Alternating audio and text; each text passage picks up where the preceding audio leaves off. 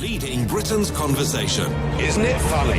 You know, when I came here 17 years ago, and I said that I wanted to lead a campaign to get Britain to leave the European Union, you all laughed at me.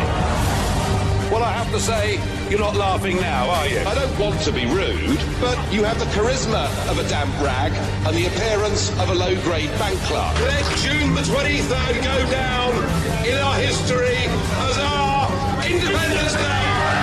When you yourself, Mr. Van Rompuy, say that the euro has brought us stability, I could applaud you for having a sense of humour. Yes, I want you sacked, Mr. Schultz, as well. I want you all fired. Nigel Farage. Nigel Farage. Nigel Farage. Nigel Farage. Nigel Farage. Nigel Farage. Nigel Farage. Nigel Farage. Nigel Farage. Nigel Farage. The Nigel Farage Show on LBC.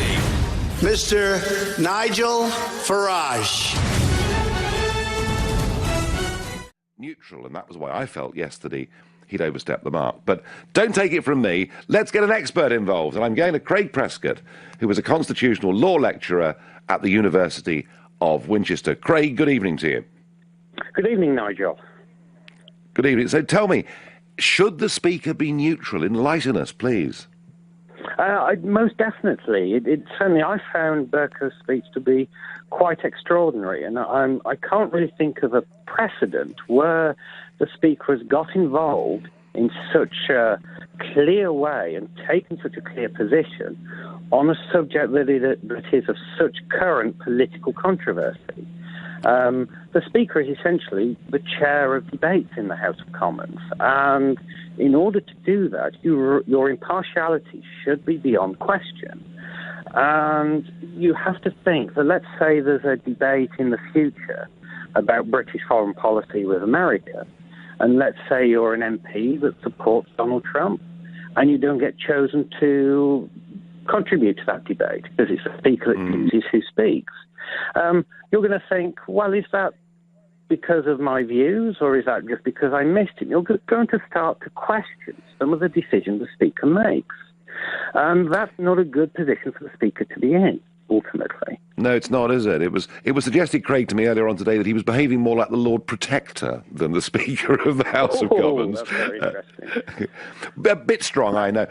But tell me, Craig, I mean, you know, I'm asking the public tonight to ring in, to text in, to tweet in, to tell me whether they think this man now ought to go because he's broken a basic rule. And you've really rather confirmed that. But tell me, how could he be got rid of? What would the procedure be? It's very, very difficult to remove a Speaker because, you know, that's one way he gets his impartiality, because he's impartial from government, and government cannot just come in and try and remove the Speaker. Indeed, when the government tried to make moves in that direction before the 2015 election, it blew up spectacularly in the government's faces because backbenchers didn't like it. And the only way to really remove a Speaker is if the Speaker resigns himself and chooses to retire. And the last time that happened was when Bercow's predecessor, Speaker Martin, he resigned because of his involvement in the MP's expenses scandal, his own personal involvement in the scandal, which made his position untenable. And even that was very difficult. So it is, sorry to disappoint you in a way, but constitutionally it is quite difficult to remove a Speaker. It's the Speaker that's got to do it himself. I suppose if he thinks his position has become untenable, then he will, I would hope, do the honourable thing and resign. I don't think we're there yet, but if there's another incident like this, then I think the government has certainly sort of got Bercow's card marked, I think. OK, so Craig Prescott, constitutional law lecturer at the University of Winchester, you've put Speaker Bercow on notice, and I thank you very much indeed for your contribution. Well, phew is all I can say, because I really sort of put my neck on the line saying the Speaker should be neutral, and Craig absolutely confirmed that. Is it time he went? Should he stand down immediately? However difficult it may be to get rid of him, he could, as a matter of honour and principle, stand down. And I wonder what Stephen in Maidstone thinks about that question. Stephen, good evening.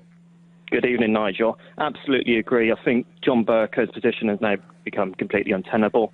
I think he should do the honourable thing and step down at the earliest opportunity. I believe, there's a number of parliamentarians at the moment who could certainly fill that position, Jacob Rees-Mogg being one of them. And I'd like to see John Bercow step down at the earliest opportunity. And Jacob, of course, would bring back all the ancient wigs and gowns and traditions, wouldn't he? He would do. And, it's those ancient traditions, whether you agree with them or you disagree with them, which is one of the things which I think is missing. But ultimately, Nigel, what I'm interested to hear from yourself is, have you heard anything from Trump or Trump's team in response to John Bercow's comments? They've said very little, quite wisely.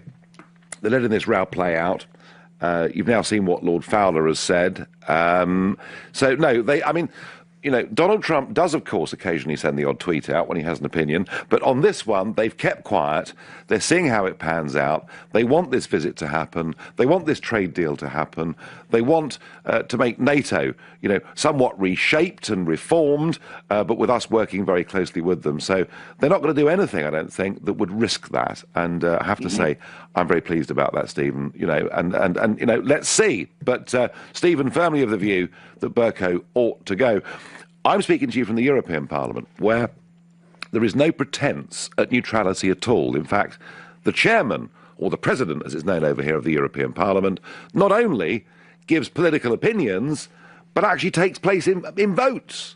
So when we're voting and pushing buttons for green lights or red lights, you can see how the president of the Parliament has voted. And the guy we had for the last 5 years, a guy called Martin Schulz, who never, ever, ever hid his views that the European superstate was marvellous, yesterday hit the lead in the opinion polls in Germany. He's ahead of Angela Merkel in Germany. But the point here really is that our parliament, the mother of parliaments, this great respected institution, has always had a neutral speaker, and I'm afraid this guy has overstepped the mark. He should stand down, in my view.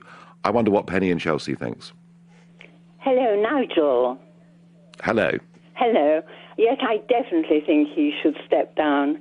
And I thought the Labour MPs acted absolutely disgracefully, hollering and shouting. It just made me squirm.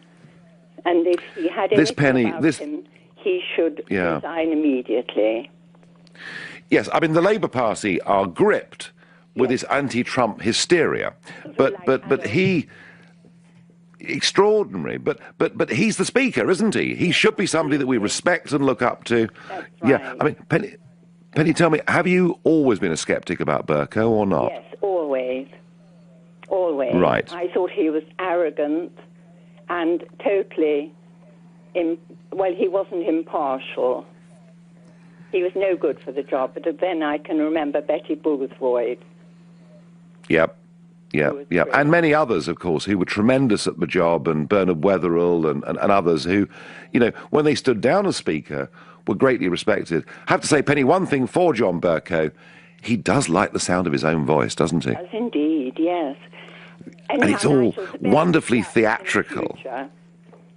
Lovely. Penny, thank you very much indeed for your opinion. And I have to say, I suspect there'll be quite a clear majority that do think Bercow's overstepped the mark. But if you think he's done the right thing, if you think we should politicise the role of Speaker, change Parliament fundamentally, please call 0345 60 60 973. And I'm going to go to Carlos in Crystal Palace. Carlos, should Bercow resign? I think his position becomes difficult. He's putting the UK at odds with the USA on a subject that actually he's not in touch with public opinion.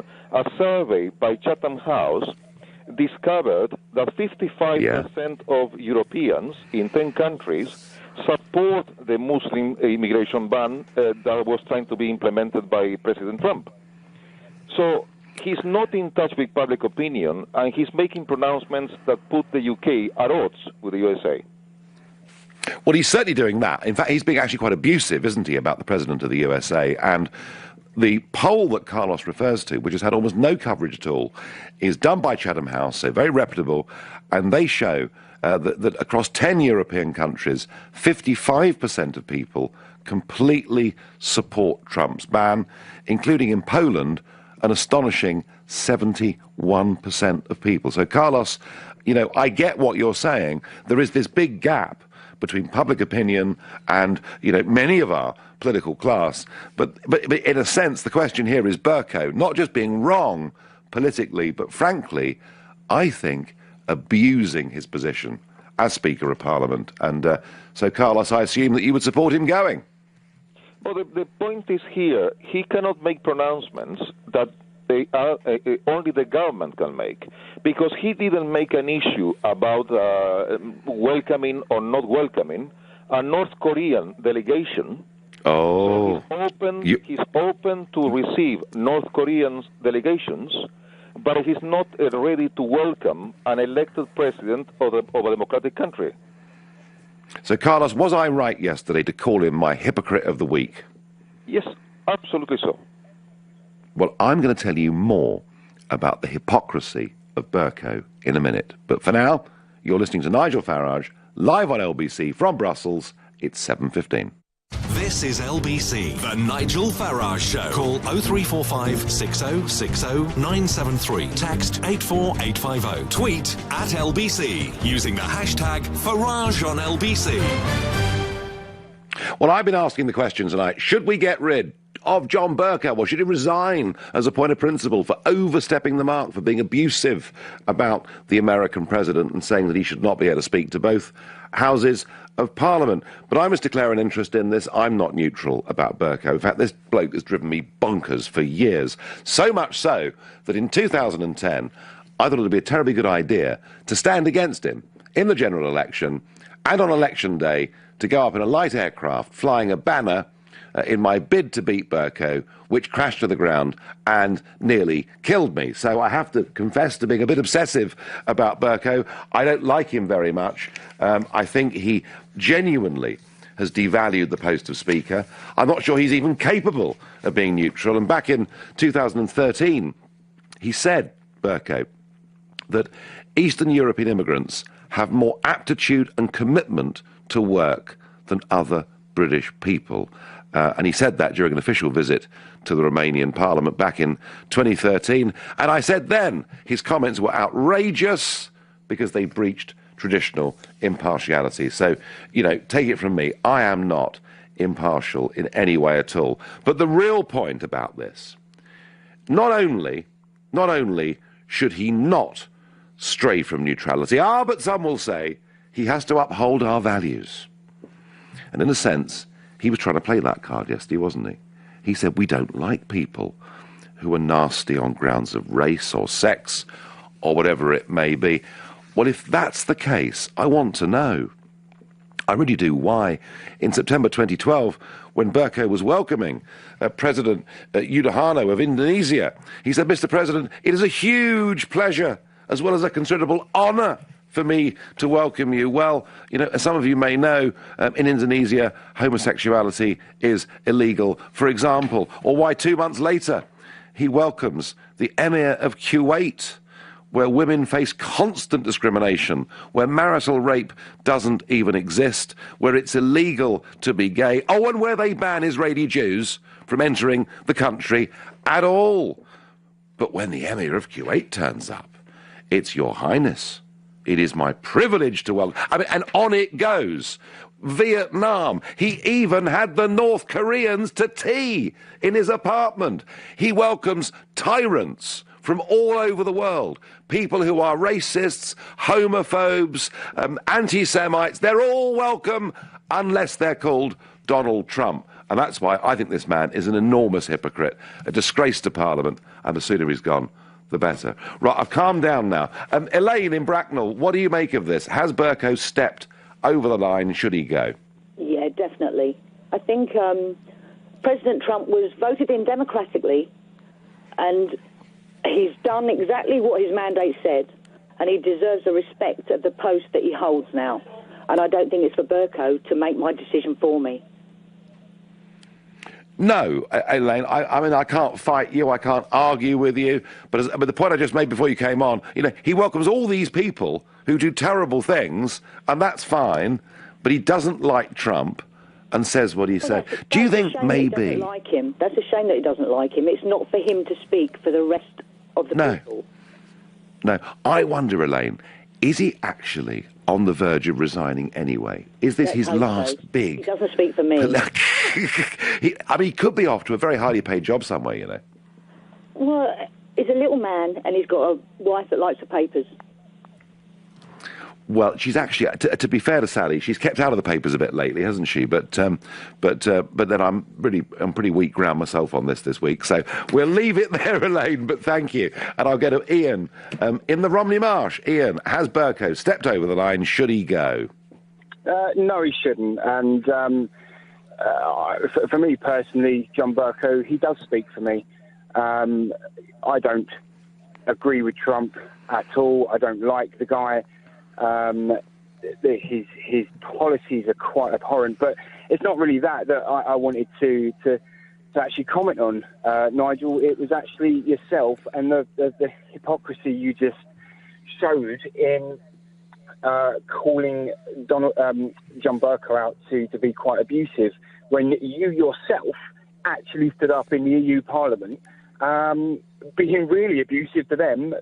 Well, you've done it more than once, but certainly the day after the referendum. Abusive. The reason you don't like John abusive. Bercow is he doesn't agree with you and your buddy over there, over the pond. Ian, Ian, hang on, Ian. I have been shouted at, shouted down. They even last week allowed the public gallery to heckle me. I have been called all the names under the sun, and all I've ever done, Ian, is tease them a little bit. I've never been abusive to them. Give me one example of where I've been abusive. I saw your display, Nigel, the day after the referendum, when you stood up. That wasn't teasing. You was being, at best, you was being quite rude. At the end of the day, how? What do you mean how? You knew. You standing up saying they'd never had a proper job in their lives, and that was factual. Yeah. Well, that was factual. I mean, of course. I mean, we're dealing with career politics. Ian, look, Ian, I've pulled their leg. Of course I have. And it's been a bit theatrical over the years at times. And I get that. It doesn't help us in our position. And the reason so when they call me... Can I just... The reason a lot of people are getting upset about this is actually because they know, the Brexiteer camp, that we seem to only have the Americans up our sleeve as a card, as a major sort of asset, as a trade deal. And by John Bercow speaking his mind, and by the way, he is speaking for a lot of the British people, that is kind of upsetting people because they're thinking... But Ian, you're missing the point, Ian. Ian, you said at the start of this conversation that John Bercow speaks for me. John Bercow isn't supposed to speak for you. John Bercow is supposed to be the Speaker and the independent, neutral chairman of the great forum for debate in our nation, which, by the way, once Brexit's happened, will be sovereign and great again. So the point I'm making, Ian, is he should not be giving political opinions. Surely that's right. Yes, I understand what you're saying, but Good. At the end of the day, he has spoken his mind, and he's spoken the mind of a lot of the British public. Ian, I get that point. I get that point. And as a backbench Conservative or Labour, whatever he is these days, he could do so, but not as Speaker. And he cannot use the defence. He cannot, by the way, Ian, thank you for the call. He cannot use the defence that he's upholding the integrity and the values of Parliament when he allows tyrants from all over the world who he greases up to in the most extraordinary way. Your texts and tweets coming in. Texts. I have long felt that Speaker Bercow was getting too big for his boots. He is both arrogant and bombastic. He was out of order to criticise Trump, and he should go, and fast. And that's from Donald in Hampstead, not Donald in Washington. And there is a wonderful old... going back into ancient history, saying, I have neither eyes to see nor tongue to speak, except as this house wills. Bercow should heed those famous words. And that's from Neil, and that is traditionally what the Speaker of the House is supposed to do. Another text: it is so annoying when a political figure speaks on behalf of the entire people of Britain, isn't it? I hope Nigel senses the hypocrisy of that statement in relation to his post-Brexit behaviour. Reese in Leighton. Reese, I honestly, I challenge anyone to tell me that Bercow is not a hypocrite for wanting Trump banned, but allowing all these tyrants from Kuwait and North Korea and Vietnam into this country. I wonder what Than in Wembley makes of this debate. Than, good evening. Should Bercow go? Good evening, Mr. Trump. I feel that he shouldn't. Reason being is there's an element of freedom of speech that we're missing out. That's one point. I feel that he has a view and he shouldn't be getting bashed for it. Another thing is, I just want to point out the double standard. If you speak out against a guy in a suit, a character like Donald Trump, all of a sudden he gets bashed for it. But when it was someone else, a different figure with probably similar views, no one's saying anything. It's just double standards, and secondly, it's freedom of speech that we're missing out. But I'm sorry, freedom of speech is why we have benches, government benches and opposition benches in that parliament, and slightly different than the one I'm in now. But the whole point is that freedom of speech and indeed parliamentary privilege is accorded to MPs, MEPs, members of chambers all over the place. It's not for the Speaker to give political opinion. Or do you think he should? He should be allowed to speak his mind, but the debate or the decision shouldn't go by his way. He should be allowed to speak his mind, but the decision shouldn't be met because of his opinions. That's what if we allow speakers of the House of Commons to speak their mind every single time that there is a debate, and somebody with a differing view to the Speaker doesn't get called to speak, he or she, sitting in the chair, would be accused, actually, of terrible, terrible bias. It would, in fact, be a complete disaster for our centuries-old Parliament. Do you suggest that he doesn't ever give opinions, just keep quiet, and like a referee or something, just sit on the sideline? Yes, well done, well done. He's a referee. He's a neutral umpire. Use whatever sporting analogy you want. That is the point about the Speaker. He is there to facilitate debate within that forum that is known as Parliament, not to abuse his position, to devalue all those that have gone before him and what our democracy stands for. And it's not, opinions are for the back benches or the front benches. They are most certainly not for the Speaker of the House of Commons. And I'm pleased that our constitutional expert earlier on in this show backed up that view. You're listening to the Nigel Farage Show, live exclusively here from Brussels on LBC. It is now 7:30, and it's time for the news with Rupert Bartier. The Nigel Farage Show on LBC. Call 0345 6060 973. Well, the row over Speaker Bercow continues, but Parliament itself has been busy, indeed, as has the Scottish Parliament and the Welsh Assembly. Yes, you thought your vote in the referendum was the one that counted, but no. It is rumbling through assemblies and parliaments across the United Kingdom, and perhaps quite an important vote tonight, an amendment by Labour MP Chris Leslie that wanted to give Parliament an absolute veto over the final deal or no deal that the British government comes back with from this place in Brussels, and that was defeated by 326 votes to 293, but not by very many. And as I've said before on this show, and I will go on saying, do not trust our political class to put the result of that referendum into place. There are lots of them, loads of them, majority of them actually, who would like to dilute it or delay it in any way they possibly could. So these are good results tonight for those that want the referendum honoured, but goodness me, they're getting pretty close on some of these issues, and we should be worried. Now, I've been condemning Bercow, but it's not just me.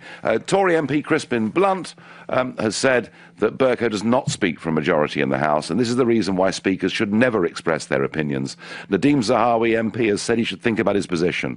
Others, like Alex Shelbrooke, Tory backbencher, has said his position was untenable. He'd engaged in grandstanding and student politics of the worst kind. But crucially, Lord Fowler, who holds the equivalent position in the House of Lords, has had quite a pop at John Bercow and said, how dare you speak for the entirety of Parliament when you haven't even consulted me. And Lord Fowler says he's open-minded and he thinks it would be better if speakers of either house did not make such opinions known to the outside world. So there are people, it's not just me, there are people having a bit of a go at this guy. And your Facebook messages are coming in. Leslie Cox says Bercow has infringed his position of Speaker. He is meant to be neutral. He should resign.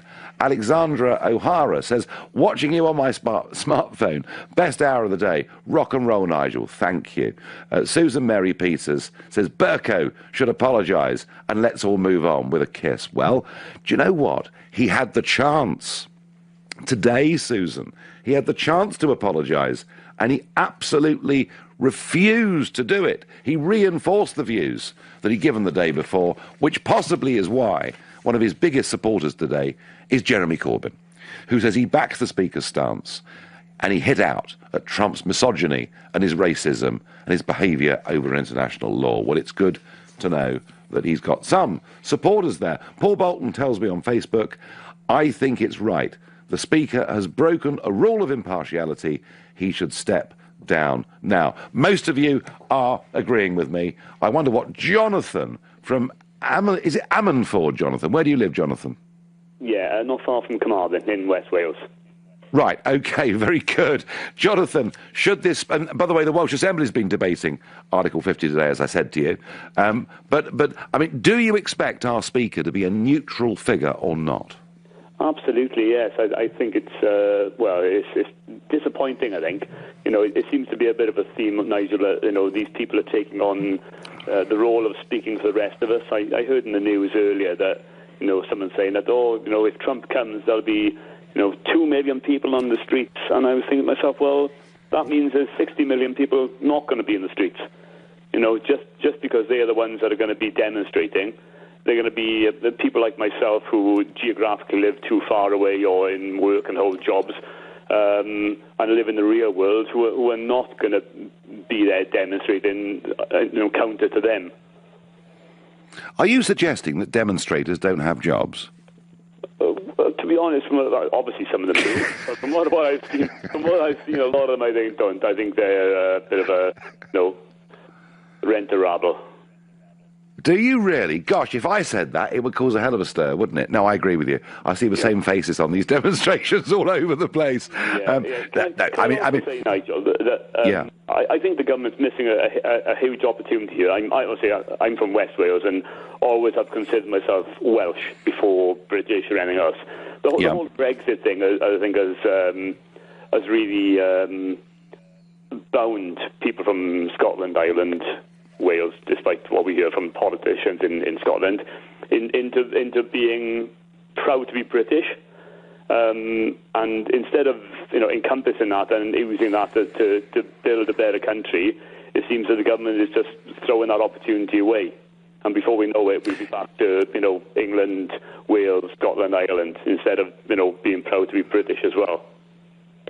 Yeah, Jonathan, I agree with that, and I have always regarded myself as British before I've regarded myself as English. And I have felt, actually, that far from weakening the union, I think actually Brexit has, for the moment, strengthened the union. Certainly Scottish nationalism is now, or Scottish separation, now I think is a bit of a no-no. I agree, Jonathan, but I also agree that nettle must be grasped. But we're not debating Brexit tonight, Jonathan. You're very naughty. But thank you for your call. I'm talking about Bercow. I think he's overstepped the mark outrageously. I think he's brought the House of Commons and the position of Speaker. Effectively, he's brought that job into disrepute, in my view. I think he should go, and quickly. But maybe he said that because he's got himself a job with a Blairite think tank on a massive salary. Maybe this is his way out. I don't know. Either way, the neutrality of the Speaker, I think it's really important. I wonder what Will in Evesham thinks of that proposition. Hello, good evening, Nigel. I think you're on home ground, and I think hypocrisy must be like a home soil for you. Really, I mean, you think Bercow really just standing up for principles, really. I think which is one of his roles. I mean, I think for you to be attacking him, and less than 3 weeks ago, you were listing the MPs who voted against the Brexit vote, and this, in light of Joe Cox's murder, you know, and you're talking about, you know, upholding principles, hypocrisy, don't you think, Nigel? I don't understand the point at all. I mean, it's, great. I'll be very straightforward with you. I mean, you know, when you've got people like Ken Clark and standing up for their conscience and saying this is what I believe in, and then you're highlighting these individual MPs, saying these are the MPs who voted against Brexit, the vote, and they're voting against somehow the referendum, when actually they're doing exactly what they should be doing as MPs, voting with their conscience.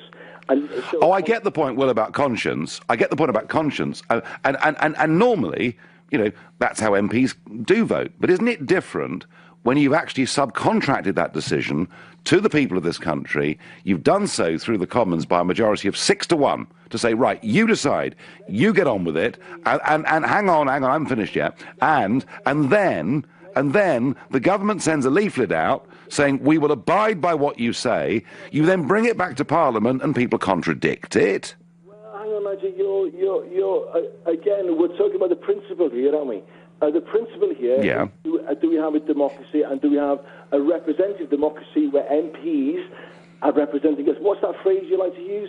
Sovereignty. Parliament is sovereign. Sovereignty of the people. Sovereignty of the people, Will. I see you're changing it now. No, sovereignty of the people. Well, sovereign, Nigel. No, Parliament is transitory. Oh. No, Will, let me tell you what happens, mate. What happens is, once every 5 years, we lend people authority to sit on our behalf in Parliament, and we judge them. It isn't theirs. The sovereignty of this country is not theirs to give away, it's ours. Right. Ours is the sovereignty. We lend it to them, and what they did, Will, was to give away. Anyway, Will, I'm going to bring you back to the question. Do you think Speaker Bercow was right to say what he said?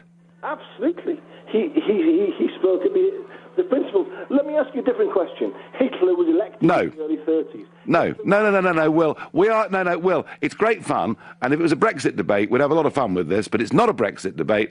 I'm talking about the hugely inappropriate behaviour of John Bercow yesterday. Will, listeners, disagrees with me. He thinks speakers should be openly and overtly political. It would be a catastrophe. The House of Commons would be meaningless.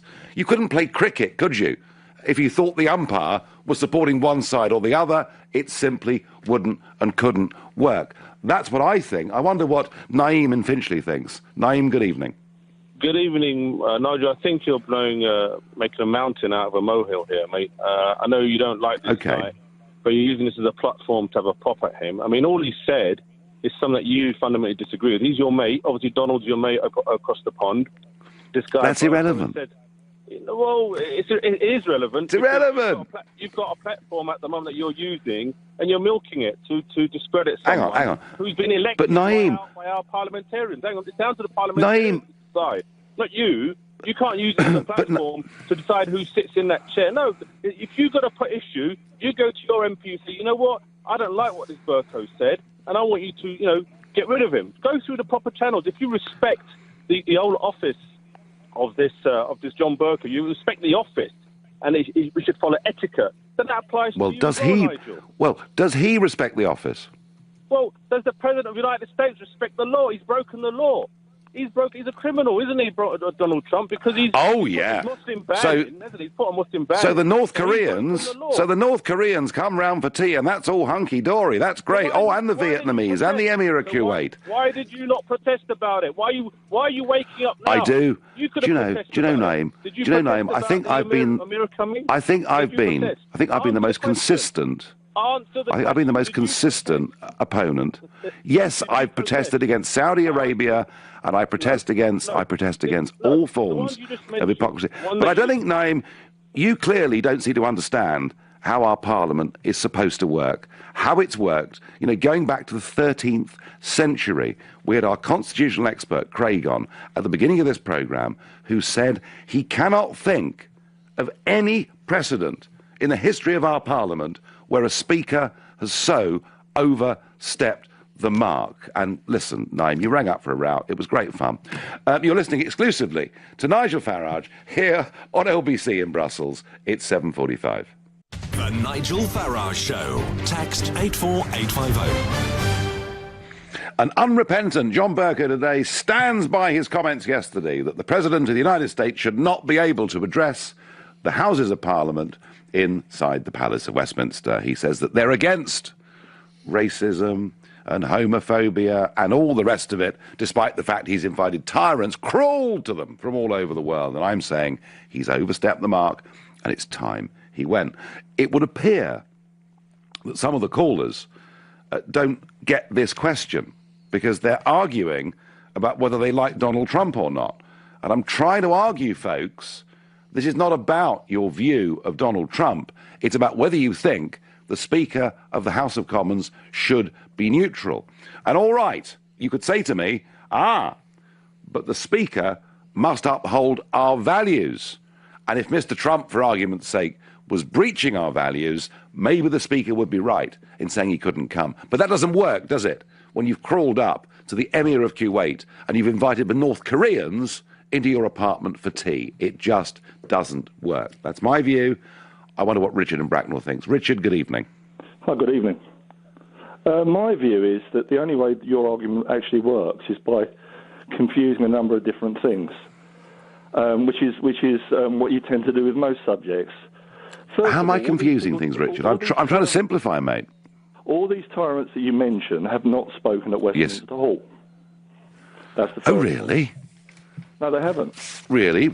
Well, they've been welcomed. They've been welcomed into the Palace of Westminster. But that is completely different than being able to speak at Westminster Hall. And you can speak in. His constitutional duty is he is one of the key holders to decide who can speak and who can't speak. He didn't speak for anybody else. He only spoke for himself. And he said that if he was asked, he would say it was not a good idea. So that's completely two separate arguments here. Well, if that was the case, that'd be fine. But he spoke on behalf of Parliament. He didn't even consult Lord Fowler from the House of Lords, did he? There are three key holders, and he said that all three must agree. And he said, because of the reasons that he stated, he would not agree to it. So therefore, it wouldn't happen. So do you think his comments... Anybody else apart from himself? Do you think his insinuations from the chair in the House of Commons that the US president is racist and sexist and against prejudice and prejudiced against minorities, do you think that was appropriate? Yeah, and I'll tell you why. Because we live in a parliamentary democracy. He is the representative for the MPs, and the House of Commons is his constituency. He is not a delegate. So you would be happy if we politicised the role of Speaker, yeah? Not at all. What we've got is a situation where he has got a role, and he's done exactly what his role entitles him to do. But now, your does his role? Expert, I've got no respect for because I've been watching this all day long, and every single constitutional expert that I've listened to has said this is very nuanced. But your constitutional expert, which is very odd because people like yourself tell us that we shouldn't be listening to experts. We should be sceptical, absolutely, and so you are, Richard. You're deeply sceptical, which is good. Let me carry on now. Why after criticising Europe for so long, why does the views of the people of Poland matter in this debate? Well, I just think it's rather interesting, don't you? I just think it's rather interesting. That is rather interesting, don't you? That what is happening across the Western world is that people who believe in free movement and open borders and are wholly unconcerned by unchecked Islamic terrorists coming into our countries, they may be represented in chambers at the moment by lots of politicians, but they're losing. And there is a massive, massive shift of public opinion with people saying, we've got to get real here. What's got to do with this debate? It's because there is a massive seismic shift, Richard, happening across the entire Western world. Trump, do you know, right now, Trump enjoys the optimism index at its 12-year high. There is a majority of the American people think that this temporary restriction to work out the vetting rules is correct. And what I'm saying to you, Richard, is whether it's America or the UK or Poland, this is how people are feeling. But that's a separate debate. I could argue that right now with you, but I wouldn't do it if I was Speaker of the House of Commons, Richard. And that's the point I keep trying to make, and some of you don't he has done want to agree with that. Constitutionally supposed to do. Have a think about this. No. You've got somebody who's going to come into our Parliament. Have you heard what he said about Princess Diana on the Howard Stern show? And you think that's appropriate? Do you know what, Richard? You may loathe him. You may loathe him, but he's the most powerful man in the world, and he loves our country, and we should be very, very happy about that. Do you think that is appropriate? Because we both know what he said. I don't think Tony Blair taking us to war was appropriate. I think there are many things people do that are inappropriate, but this debate is not about Donald Trump, much as you would like it to be. You've had your go. I wonder what Paul in Newmarket thinks. Well, I think your previous caller it fails to ignore the position of John Bercow and how irresponsible and reckless that his words will be received across the pond. I mean, listen, my position is clear. It's an absolute disgrace. A lot of the callers don't seem to get that it's not his place is stating the obvious, to put it mildly. It's not about whether you like Trump or not. It's interesting. The same people who called in who don't get it, but whether it's about whether you like Trump or not also don't like him. Because these people aren't capable of critical thinking. Listen, John Bercow epitomizes the hubris and self-centered far-left liberal establishment hatred of Donald Trump, and yet again ignores the interests and treats with contempt the British people who voted out of the EU and led the way with the national populist movement that Trump also represents, and Bercow knows this fine well, yet he decides to speak for the British people directly or indirectly. Same attitude, same self-centeredness. We have a much valued ally at the minute in Donald Trump, and this guy just wants to throw a spanner in the works like they want to do incessantly because they're little babies. He should go out and join one of the socially engineered, basement-dwelling, virtual signaling student snowflakes march in London or Brighton or wherever it is. If he wants his opinion, why doesn't he express it there and get his little no Trump, no KKK, no fascist USA and join all the virtual signaling? Paul, I sense, whichever local pub you drink in Newmarket, they clearly, no doubt the punters get their money's worth. When you're in there, you've got it off your chest beautifully, and I have to say I'm kind of with that, because it is this irrational hatred and fear of Trump. When you actually look, in policy terms, what he's trying to do, none of it is that shocking. Paul, thank you very much indeed. Facebook messages, Frank Jennings says, it's a shocking insult to the leader of our best ally. Shocking. Mark Gilman says, get him out. Tom Underwood says, knighted, he should be locked up. Nicky Buckthorpe says, Bercow should be sacked, along with Diane Abbott. Yeah, they're not related, Nicky. I mean, a lot of people would agree with that, but they're not directly related. Text, Nigel Farage, be careful of blindly defending Trump. He's just getting started. Wait until he meets Putin and see what happens in Israel. People remember those who back the bad guys. Steve in London. Well, Steve, I mean, this bloke is so far away from being a warmonger, it's not true. Tex, what Bercow has done is utterly deplorable. He clearly won't resign. However, if enough people lobby their Conservative MPs, they could move a vote of no confidence in John Bercow. Well, that is, of course, a pretty fair point. I have to say, I've been really surprised, actually, by some of the arguments and some of the debates that have been made this evening. I have to say, my final thought is this, that I'm actually quite alarmed that so many people can ring in and can say to me, suggest to me, that what Bercow did is fine, because it's quite right that he should be able to speak his mind. It's all about freedom of speech. No, it isn't. He gave up that right of free speech to become the Speaker of the House of Commons, one of the most revered positions in any democracy in the world.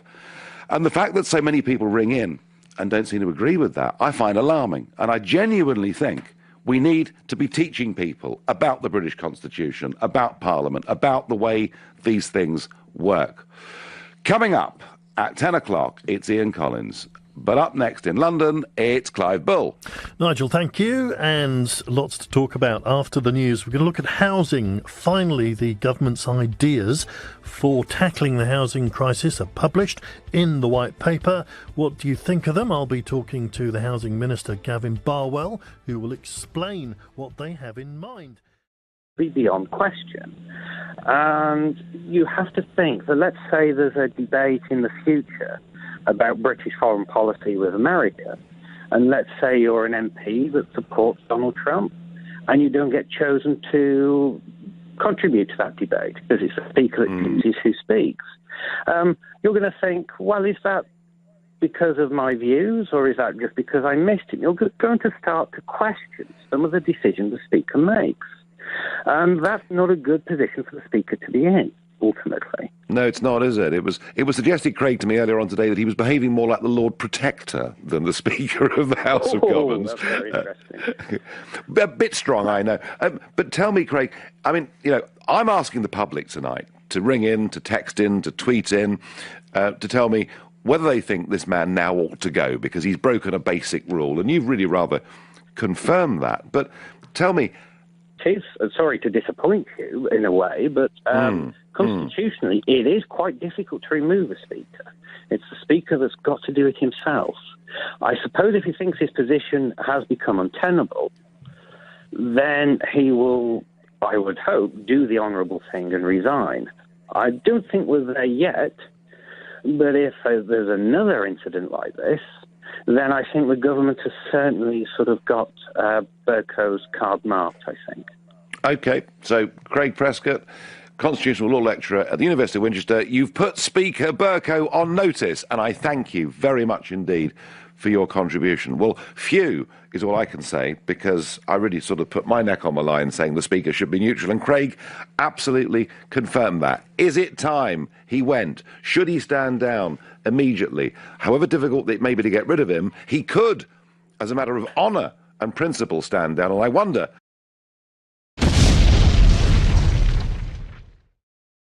Leading Britain's conversation. Isn't it funny? When I came here 17 years ago, and I said that I wanted to lead a campaign to get Britain to leave the European Union, you all laughed at me. Well, I have to say, you're not laughing now, are you? I don't want to be rude, but you have the charisma of a damp rag and the appearance of a low-grade bank clerk. Let June the 23rd go down in our history as our Independence Day! When you yourself, Mr. Van Rompuy, say that the euro has brought us stability, I could applaud you for having a sense of humour. Yes, I want you sacked, Mr. Schultz, as well. I want you all fired. Nigel Farage. Nigel Farage. Nigel Farage. Nigel Farage. Nigel Farage. Nigel Farage. Nigel Farage. Nigel Farage. Nigel Farage. Nigel Farage. The Nigel Farage Show. How could he be got rid of? What would the procedure be?